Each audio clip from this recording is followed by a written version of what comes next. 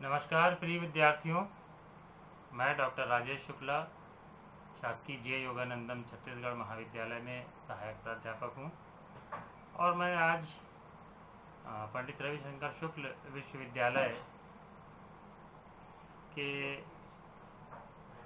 MA second same के 6वें paper, जो कि कंपलसरी पेपर है, उसकी 5वीं इकाई से अरब राष्ट्रवाद की पृष्ठभूमि विषय पर आपसे चर्चा करने के लिए उपस्थित हुआ हूँ। अरब राष्ट्रवादी आंदोलन की पृष्ठभूमि में अगर हम जाते हैं तो हमें जो एशिया और अफ्रीकाई देशों में राष्ट्रवादी आंदोलन शुरू हुए थे, वहाँ से बात शुरू करनी पड़ेगी।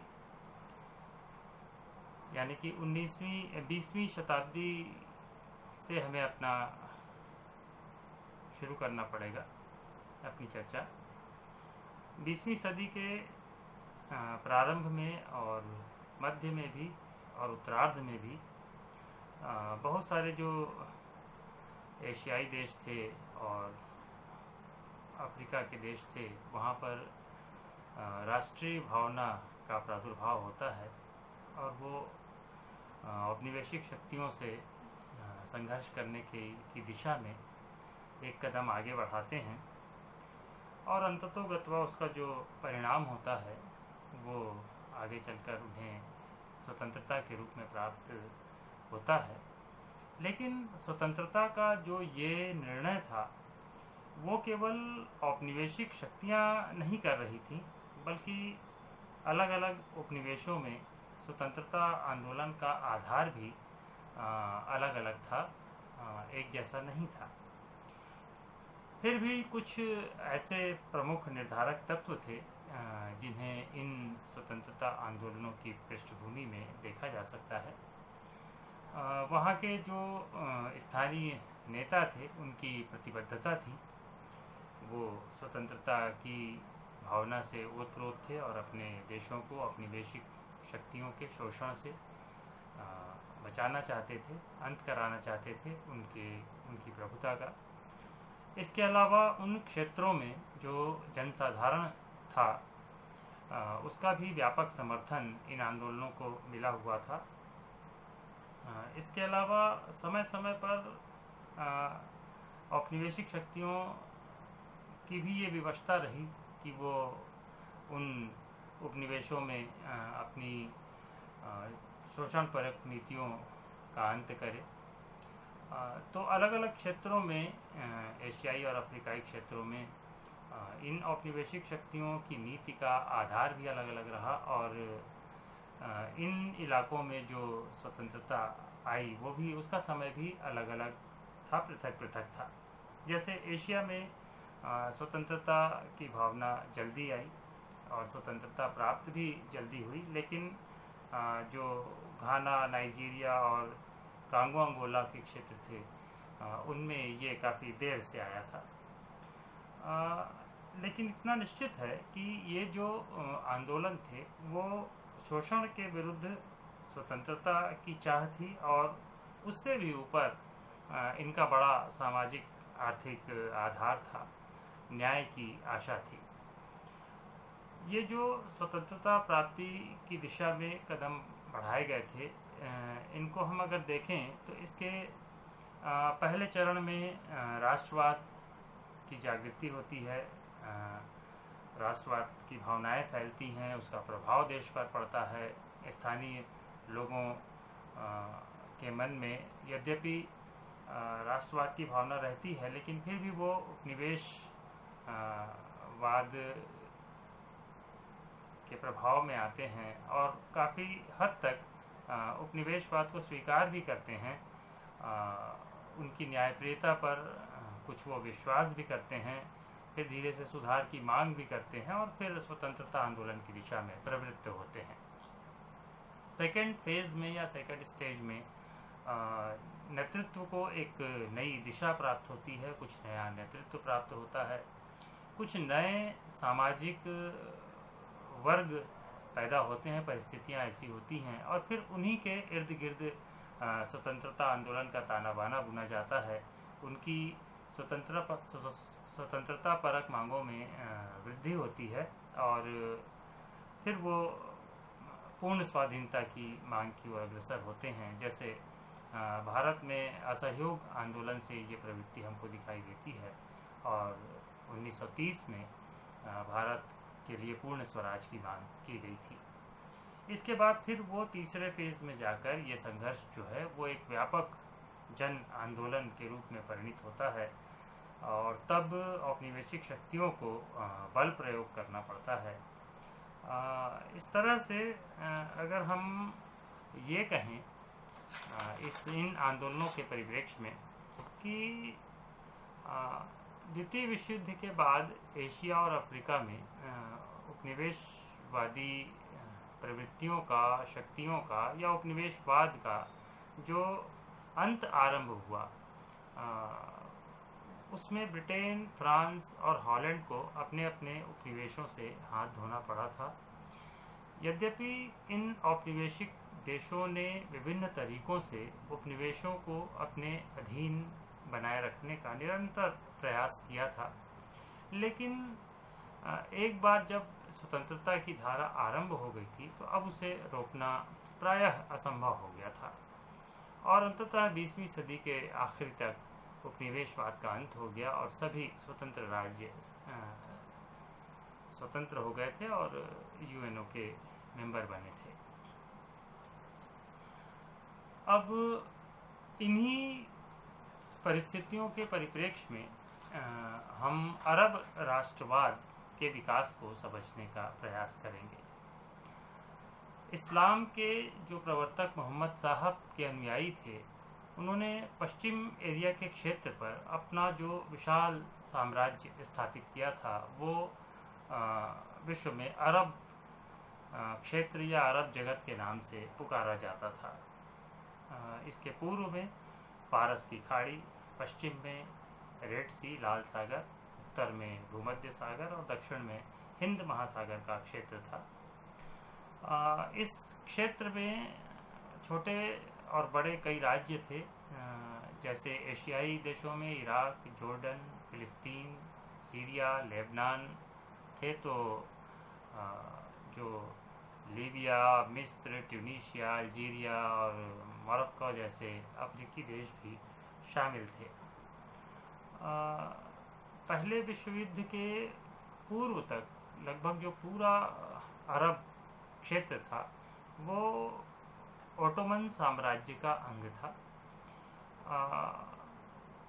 ये काफ़ी पुरानी बात थी जब सलीम प्रथम के मिस्र अभियान के साथ और उसकी विजय के परिणाम स्वरूप जो अब्बासी खलीफाओं के युग का अंत हुआ था और उसके बाद अरब का एक एक प्रदेश ऑटोमन साम्राज्य का अंग बन गया था।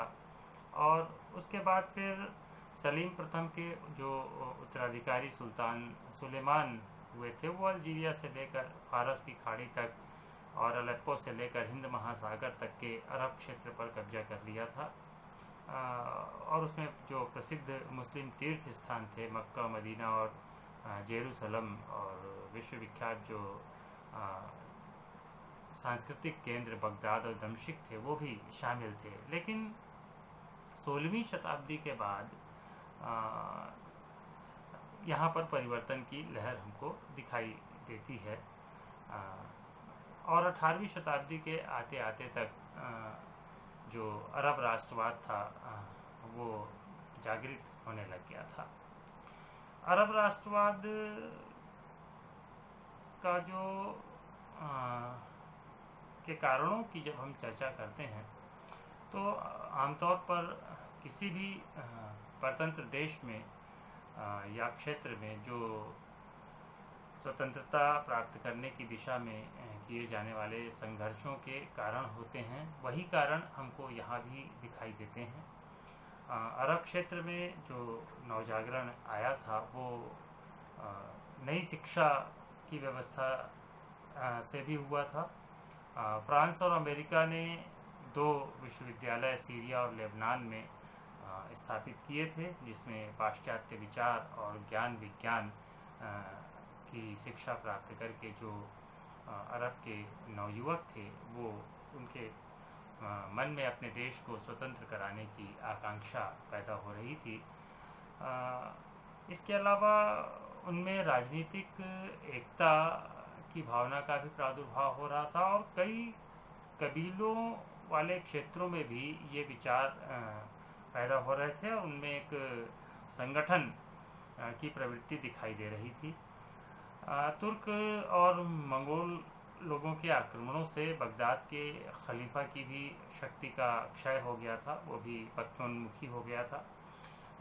राष्ट्रीय भावना तेज़ी से फैल रही थी और इसमें पाश्चात्य देशों की भी भूमिका थी। समय समय पर वो अरबों की इन राष्ट्रीय भावनाओं को और उनके संघर्ष की प्रवृत्तियों को निरंतर उकसाया करते थे। किस तरह से हम आगे देखेंगे। तो इस तरह से पूरे अरब जगत में साम्राज्यवादी शासन से मुक्ति की भावना तेजी के साथ फैलने लग गई थी। अरब राष्ट्रवाद का जो प्रारंभ है वो बहावी आंदोलन से प्रारंभ होता है। 18वीं शताब्दी में ये आंदोलन प्रारंभ हुआ था और अरब पुनर्जागरण का प्रभाव प्रकट होना प्रारंभ हुआ था। इस आंदोलन के जो प्रवर्तक थे वो मोहम्मद इब्न बहाव नाम के व्यक्ति थे, जो इस्लाम धर्म में घुसी हुई बुराइयों को दूर करने के उद्देश्य से इस आंदोलन की शुरुआत किए थे। और प्रवर्तक व्यक्ति मोहम्मद इब्न बहाव के नाम से ही इसे बहावी आंदोलन के नाम से जाना जाता है। ये जो समय था वो इमामों का समय था। इमाम जो 15वीं-16वीं शताब्दी में तुर्की शिथिलता से अरब क्षेत्र में कासिम नाम की व्यक्ति ने 1633 में स्वतंत्र सत्ता घोषित कर दी थी, वो इमाम कहलाए थे। ये शासक और धर्माचार्य दोनों होते थे और इन्हीं के समय में ये बहावी आंदोलन हुआ था।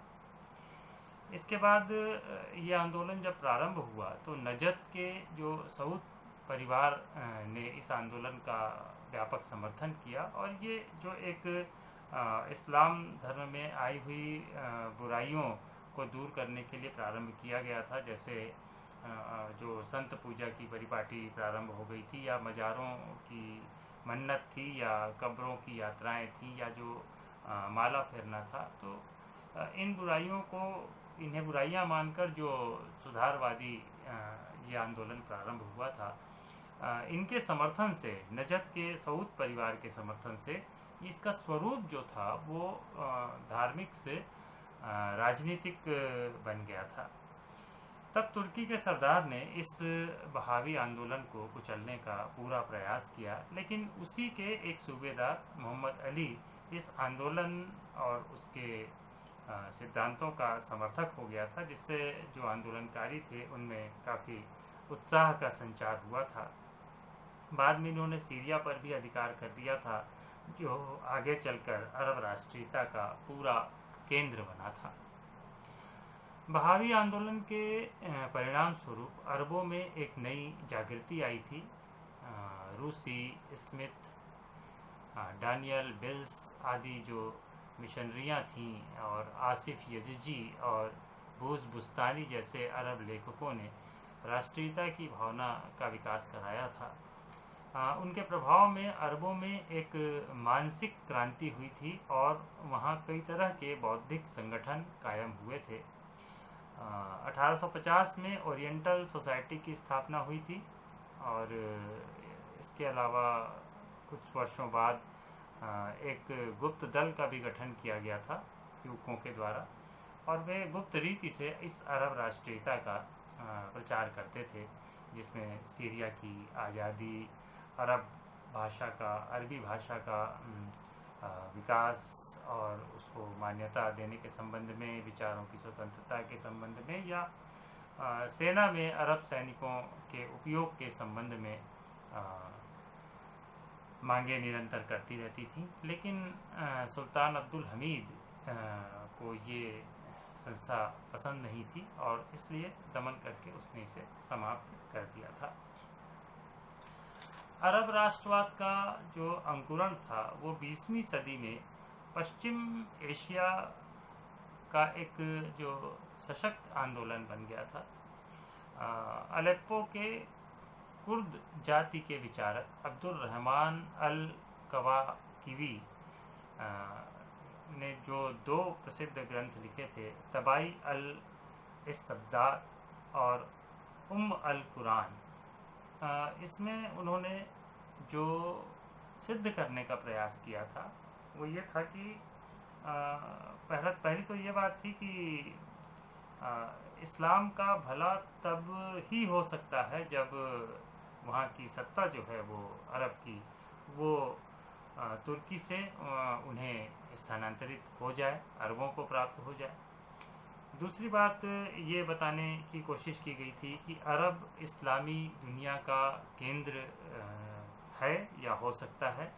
और तीसरा, अरबी भाषा से सांस्कृतिक विकास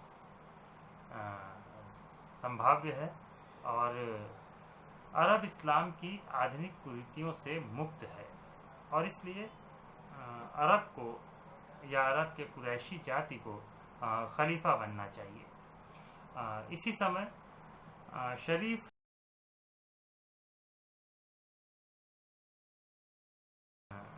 वंशज होने के नाते इस्लाम का संरक्षक बनना चाहते थे और आध्यात्मिक नेता होने का दावा करते थे। 1904 में अरब राष्ट्रीय सभा की स्थापना हुई थी। इसे एक सीरियाई ईसाई नाजिब आजूरी ने इसकी स्थापना की थी और उन्होंने एक ग्रंथ भी लिखा था जिसका नाम था लू रेवेई दला अरब दलाजी तर्क, जिसका अर्थ होता है तुर्की एशिया देशों में अरब राष्ट्र की जागृति। ग्रंथ का सार ये था कि अरब एक राष्ट्रीय इकाई है जिसमें ईसाई और मुसलमान दोनों सम्मिलित हैं। अरब राष्ट्रों को तुर्की से मुक्ति का प्रयास करना चाहिए।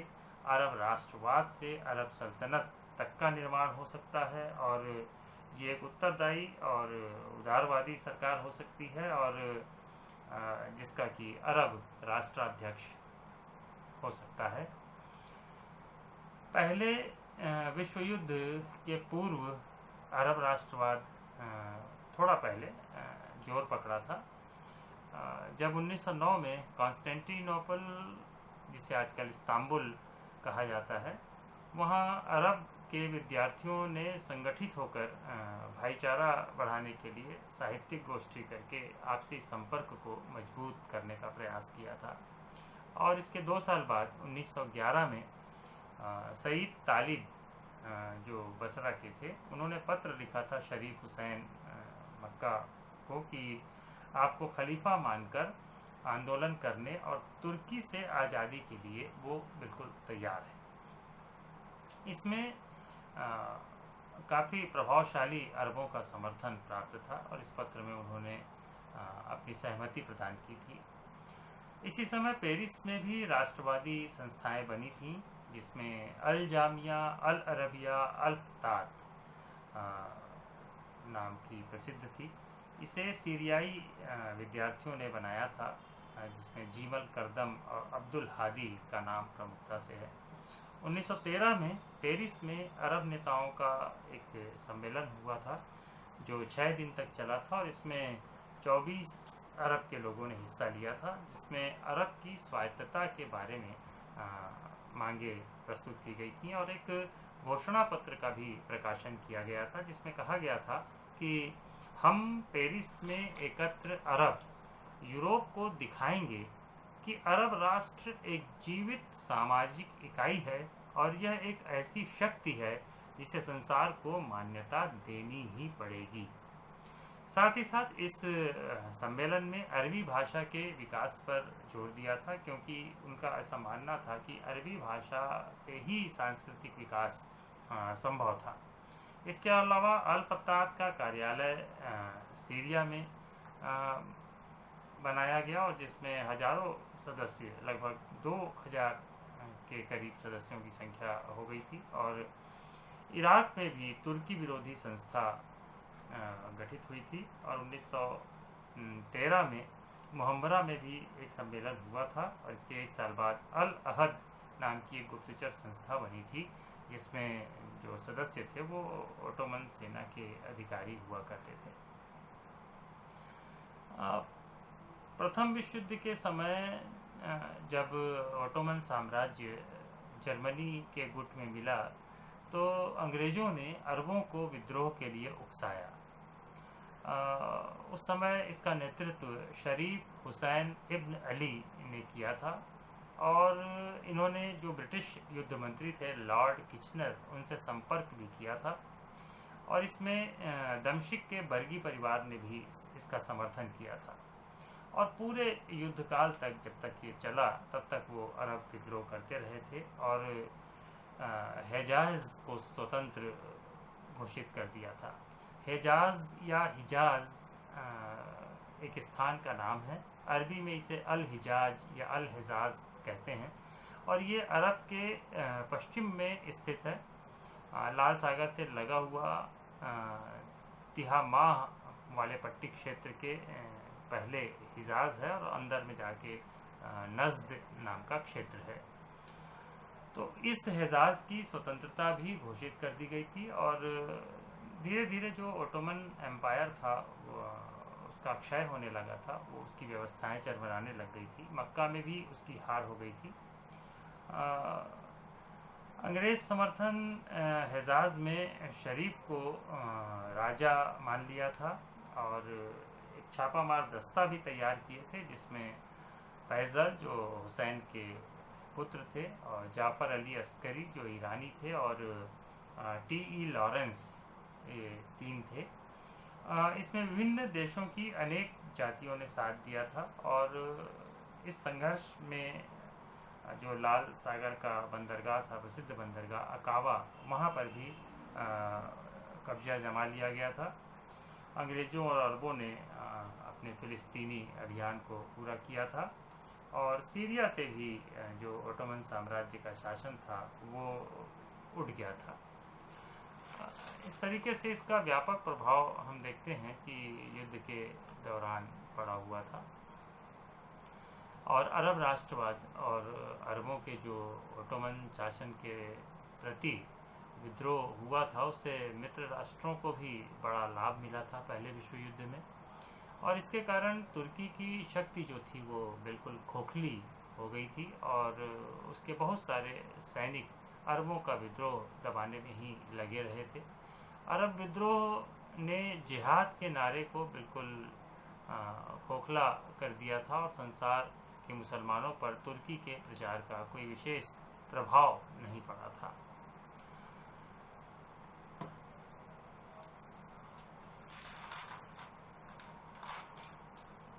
प्रथम विश्व युद्ध की समाप्ति के बाद जब पेरिस का शांति सम्मेलन हुआ तो उसके पहले तुर्की ने 30 अक्टूबर 1918 को ही आत्मसमर्पण कर दिया था और जब ये शांति सम्मेलन हुआ जनवरी 1919 में तो उसमें हिजाज जो थे वो हिजाज के प्रतिनिधि के तौर पर फैज़ल इस पेरिस शांति सम्मेलन में 1909 के सम्मेलन में सम्मिलित हुए थे और उन्होंने पुरजोर शब्दों में अपनी जो मांगे थी स्वतंत्रता की, जिसमें आत्मनिर्णय के सिद्धांत के आधार पर अरब स्वतंत्रता की बात शामिल थी, उसे रखा था और अरब प्रदेशों में जनमत संग्रह की बात कही थी, उस पर जोर दिया था। इस तरह से ये एक अरब राष्ट्रवाद की पृष्ठभूमि जो थी वो तैयार हो गई थी। अगले पार्ट में हम ये देखेंगे कि किस तरह से प्रथम विश्व युद्ध के बाद अरब राष्ट्रवाद और तेज़ी से फैला और फिर अरब लीग की जो स्थापना हुई थी 1945 में, वो किस तरह से हुई थी। अरब राष्ट्रवाद अरब लीग के बनने के बाद किस तरीके से उसका प्रसार हुआ था और अंततः वो कैसे कारण थे जो अरब लीग के इतने सिद्धांतों और उद्देश्यों के बाद भी वो अपने उद्देश्यों में सफल नहीं हो पाया था। वो कौन सी कमियां थी, वो कौन से दोष थे, इन सब बातों का अध्ययन करेंगे। Thank you very much.